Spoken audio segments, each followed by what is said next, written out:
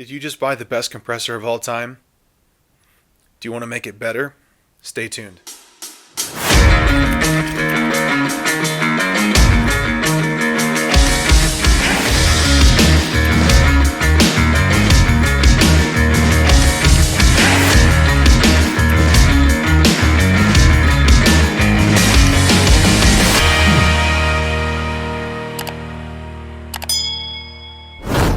So by now you guys have probably already heard of this compressor. It's a Maxi Trac dual piston compressor from Napa. Comes with a hose, a couple air fittings, and some alligator clips for your battery.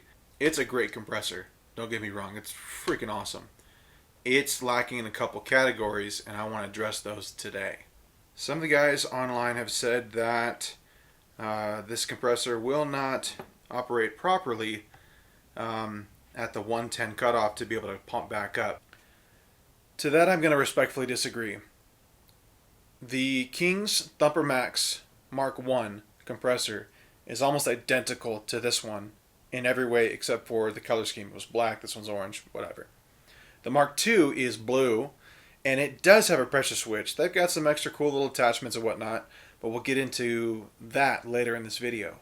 What I want to talk about is the fact that the Mark II has an integrated pressure switch. So it stands to reason that we should be able to modify this one to work the same way. There's a really easy way to add this pressure switch inside of the case, and you could even just add this. I think it was $5 or $10. I'll put a link below to all the stuff that we use today. You could literally make this happen for all of $5 or $10. But we're going to go way beyond that. We're going to be talking about quick connect, standard quick connect 1/4 inch fittings. These kind of weird Chinesium ones are just not common in the US. So by converting it to a standard 1/4 inch quick connect, we can make this thing far more universal and far more useful for your average overlander, DIYer, off-roader. Alright, so let's get this thing torn down and I'll show you guys what I'm talking about. You'll need a Phillips head to pop the top case off here. Alright, so I just took the kind of front cover off, and the other side has a switch on it still, and the air outlet you guys can see here. Basically power comes in, it gets split here to the switch, and it operates the relay that's right here. So what we're going to do is add the pressure switch. You guys can see there is just enough room to put that in. It's going to be pretty much in line with the outlet of the pipe here, and we're going to have to drill and tap the bottom side of that and add our little jumper wire and spade connectors to make it all work.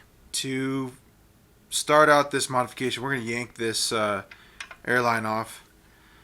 Don't have to do this, but it makes it a little easier to get it into the vise and drill, and doesn't take a whole lot of effort to knock this out and put it back in. So it's got a little bit of some sort of adhesive on there, some sort of thread locker glue on there. So sometimes a little heat or just a little bit of force will get it out. There we go. Take your 4mm Allen key and pop off all 4 of the cap screws on each side.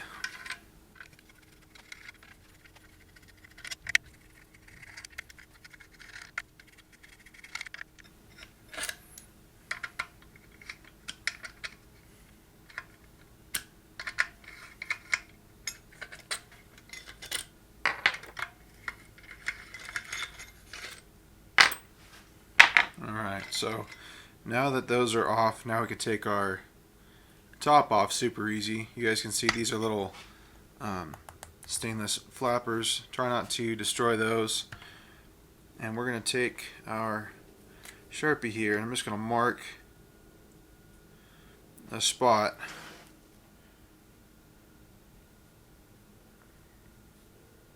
right in the middle here. show you guys a little better. You can see where that's at.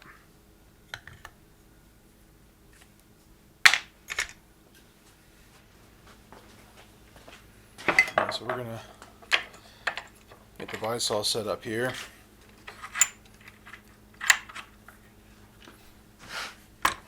What I'm gonna do is take our filters out and make sure that we can get any metal shavings out of this system, you know, without contaminating either side. Somebody gave me crap in one of my last videos about my little tiny hammer. I'm gonna use it again. I center punch this thing. Give us a nice little starting spot for our drill bit. The 1/8 inch pipe tap requires a 21/64 drill bit.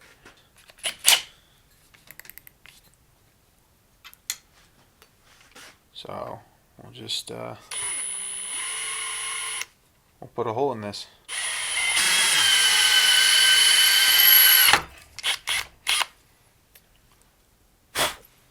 All right.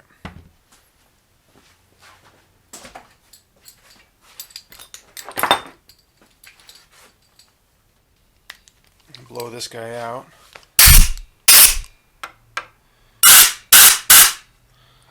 You can pull these off, make sure no metal's in there.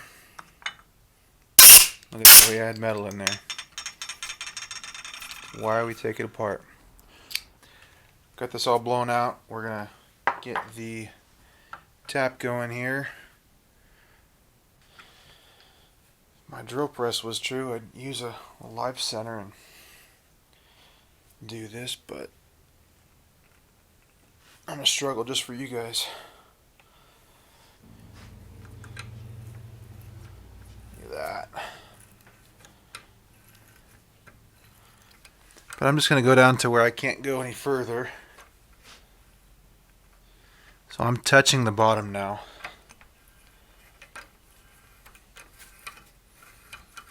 Now this is tapped all the way down the same thread as that one is 1/8 inch at BT. A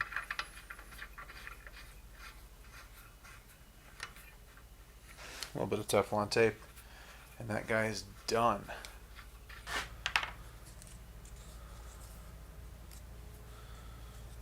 Seems like every time I make a video somebody's gotta make a whole bunch of noise outside. So there we go. Break out our adjustable wrench here.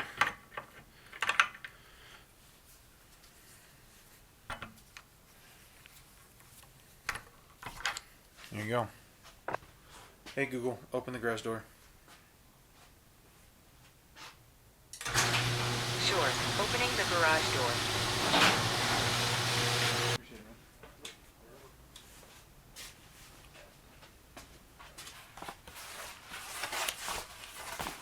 Some new prototypes that I've been working on. You guys are going to have to subscribe to see what these are for. You guys can see there's just a bit of room now on the circuit board. Now these are all lined up.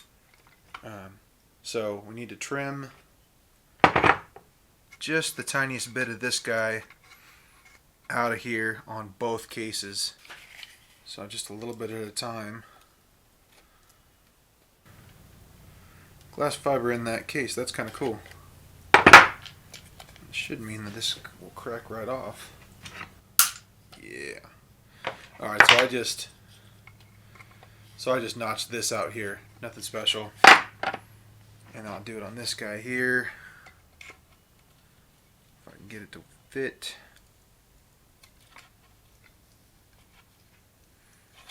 And I'm just barely trimming the clip off of here. Now we'll test fit again.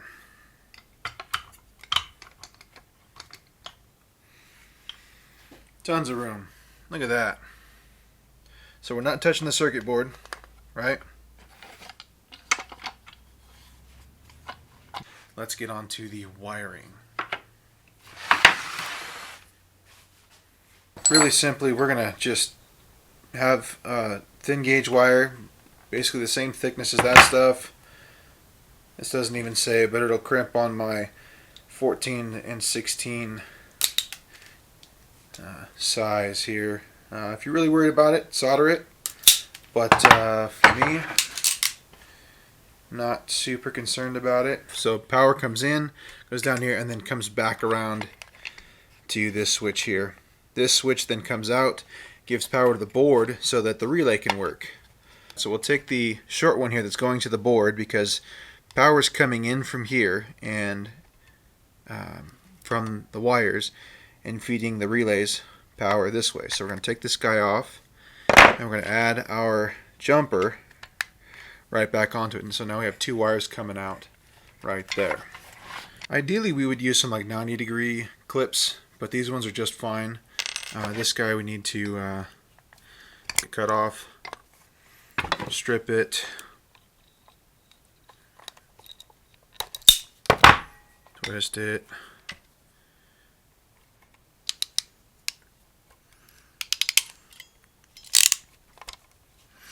alright, now we got the right one on there, close it up.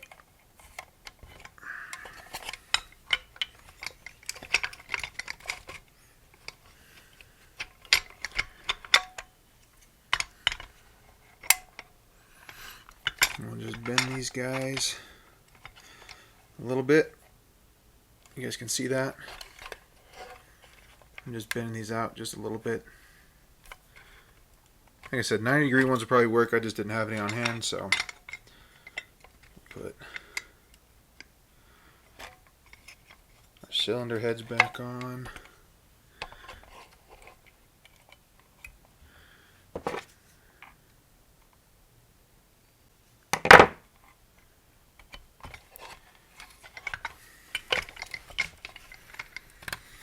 And there you go, 100% hidden up inside there. Only the tiniest bit of modification to make this work inside of here. Like I said, I haven't seen inside of the King's compressors, but I can only imagine that this is how they did it. And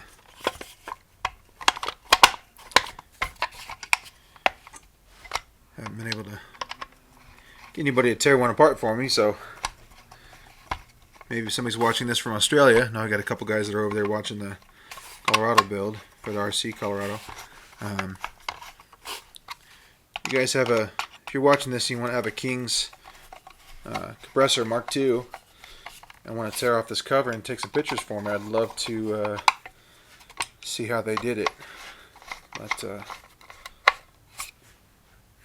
there you go. So now I can put our bolts back on and get this thing reassembled for part 2. Alright, so some of you guys might be wondering why I didn't put the air line back on. And that's what brings us to modification number 2 on this unit. What we're going to do is add 1/4-inch quick connect to this unit. Now, this guy stops airflow if it's not hooked up to anything. If you don't have an air fitting in there, your 1/4-inch line, you don't have it hooked up, it'll just build pressure, and without that switch, what'll happen is this will just burn up. It's got a thermal cutoff in there, but we need a pressure cutoff, so that's what we just added here, right there. Can't even see it. And we're going to take a couple little fittings here. We've got an 1/8 inch, we've got a bushing to 1/4 inch, and we've got our 1/4 inch adapter. And basically, that's all there is to it. Some guys have put a T out here and put the pressure switch outside and then run this to the side. That's fine. For me, this works just fine. I think this will work just as good. It sticks out a little bit more, but no worse than me putting it sideways and then having the switch and everything sticking way out here. So I'm going to take these apart and put some tape on these fittings and screw them all in. And it goes from an 1/8 of an inch pipe nipple to a 1/4 and 1/8 bushing to the 1/4 inch push connect. And I did this after the fact because I didn't want to cut this or anything, and this little bit of a adapter sticks out just fine. Probably could have gone with like an 1/8 inch close nipple. This is like a 1 inch long 1/8 inch nipple, but works just the same. But what I want to do now is get this tightened up, and we're going to give this thing some power and see if what we did actually causes this to turn off when this push fitting is closed. So essentially this is a closed system now. Basically we have two compressors pushing into the pipe here and out, and there's really nowhere for it to go, especially with this thing closed with no fitting or no line on it. There's no way for air to escape. So basically if we plug this into power and I turn it on, it should turn off immediately. If I did this right, this will turn on for a couple seconds and then turn off because the switch reached 120 psi.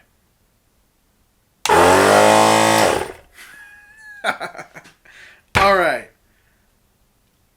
next step. Alright, so we got this thing where we've got the 1/4 inch connect, but we omitted this. So let's change that. I just put these little straps on it. Kind of helps keep things a little tidier. But it comes with this little fitting right here. You kind of thread it on to your valve stem and you're good to go. I picked up some locking ones and actually cut this is actually crimped on. I actually cut it off before, but we're going to cut it off again.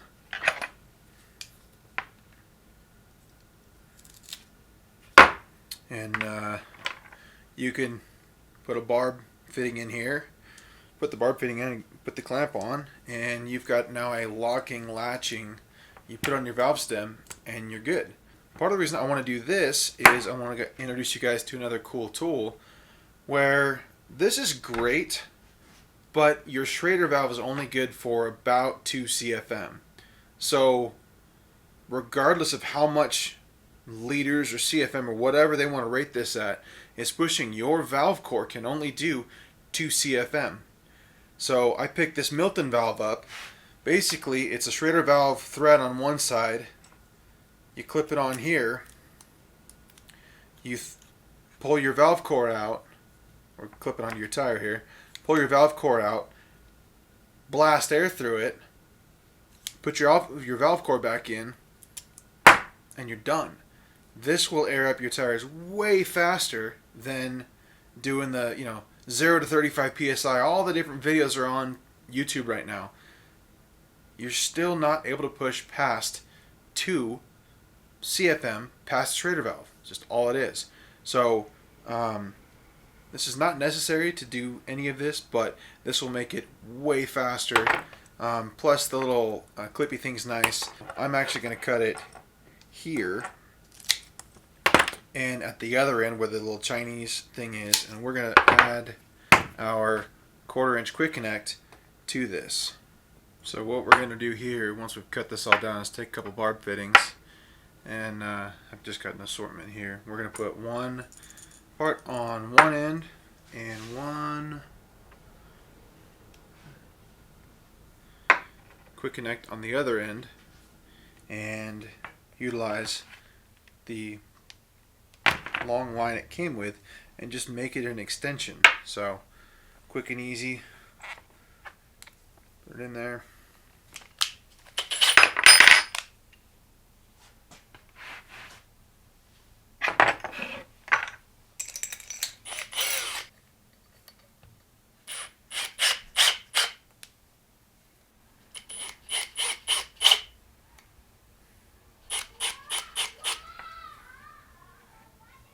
Apparently the kids are out of school.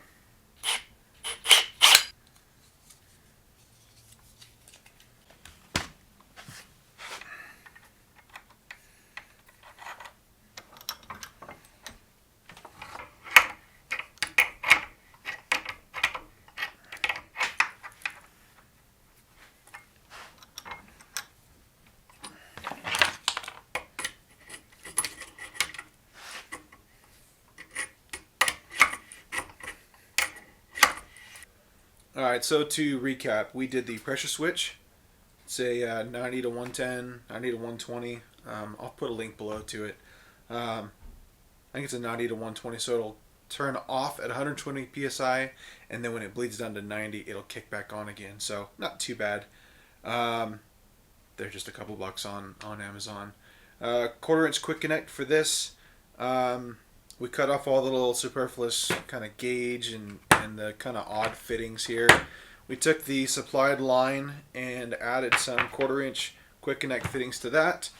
I mean, we only shortened its length by maybe 2 or 3 feet at most, so it's still got a lot of line left.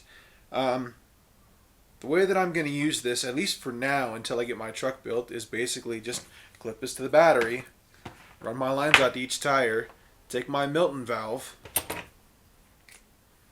and hook it in here like this. I'll put this on the tire, I'll pull the valve core out, fill it up, and then put the valve core back and move on to the next tire. Super quick. Because we don't have that valve core in the way anymore, now we're at 3 or 4 CFM instead of just 2 with the Schrader valve still attached. So when I go to install this into my truck permanently, what I'm going to do is I'm going to use an Anderson plug. This is a 175 amp, but I'm going to use like a 100 amp because this is a 90 amp rated compressor. What I'll do is I'll cut these guys off, put the Anderson plug in there, and it'll sit in the toolboxes or wherever I stow it. And it'll be nice and hard mounted for use all the time. I'm going to have an air tank in there, and on that tank I'll have a check valve and then a bleed off valve in between the compressor and the tank. That way this thing is not seeing pressure 24/7. It's only seeing pressure when it's on. So essentially, kind of like your normal compressor, is it'll pump up, it hits the PSI, it clicks off, and then the lines in between the compressor and the tank will bleed off. That way there's no pressure on the compressor and we're good to go. Alright. So I don't drive my Yukon very much because this motor is coming out. And it's going to my Colorado. It's a 6-liter LQ4 that we're going to build up to not quite an LQ9, but kind of similar. So if you guys want to see a LS swap into a Colorado, why don't you subscribe to the channel. I have the maintainer on here just because I don't drive it too much. It did start up just a minute ago, but I'm just going to leave it on for the test. But we got our line, our clamps, we got our inflator and our Milton valve, so I can pull the valve core. What I'll do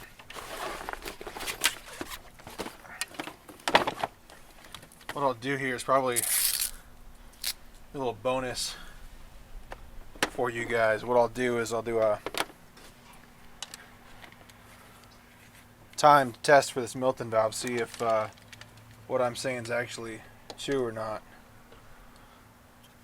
See if it does actually fill up faster with the Milton valve. But worked just fine. So let's oh no, and it didn't hit the floor. Crap.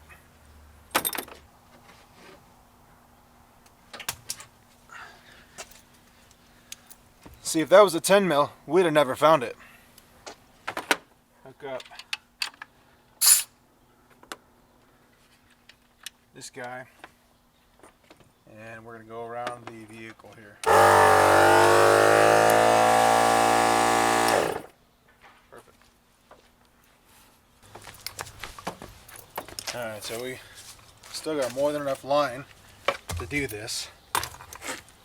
But I'm going to take this little Milton valve here, and we're going to deflate this poor thing down to nothing. So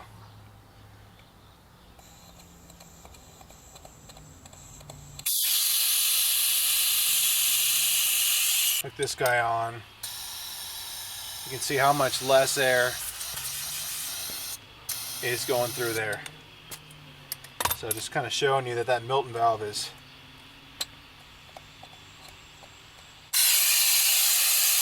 pretty freaking cool. I'm gonna run this thing dead flat and I'll come back.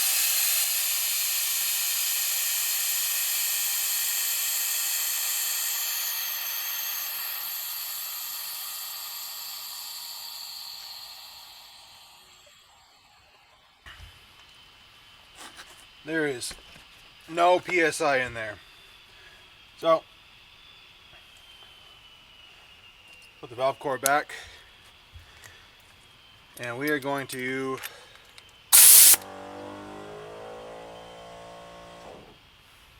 I'm going to hold this until I think we're at 35.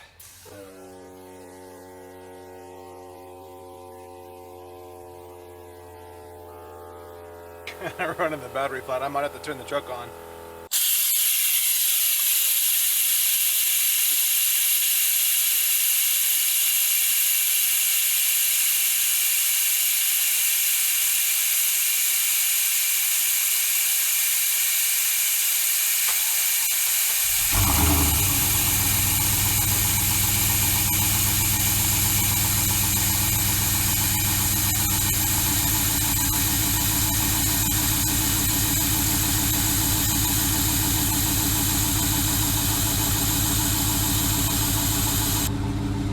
Oh, 6-liter cold start action for you.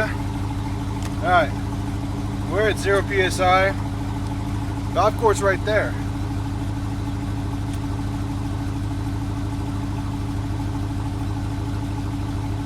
That's pretty quick. So what we're going to do is we're going to do valve core in. I'm going to try and do as fast as I can 35 PSI. And I'll have to do it in post to tell you guys how long it took, but maybe we'll try and do a stopwatch real quick, just so I can kind of give you guys an idea. All right, we're at 0 PSI. You ready? Set, go. Compressor kicked on. Let me know it's 30 seconds and I'll check the PSI real quick. There's 15 seconds. 20 seconds. All right, 30. We're at 15.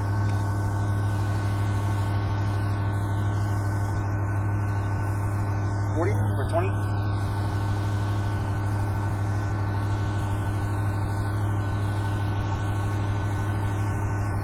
About a minute. We're at 25.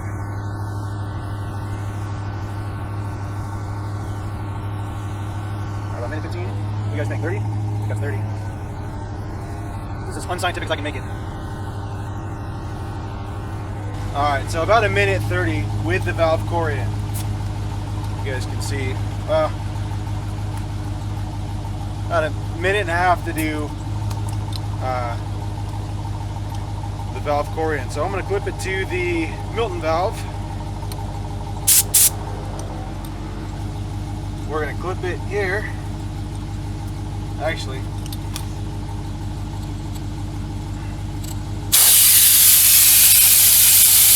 go back to 0 and make it a fair comparison. Alright. No pressure. No pressure. Valve core's in the Milton valve. So, just want to show that to you guys.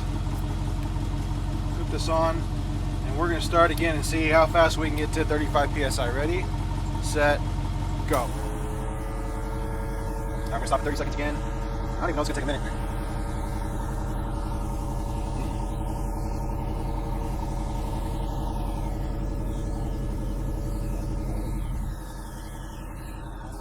About 18 or 19 PSI right there. It's moving ahead. Check it in a minute.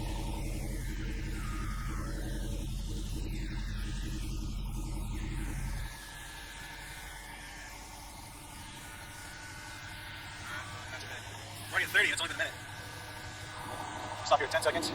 Minute 10. Up. It's a little bit faster.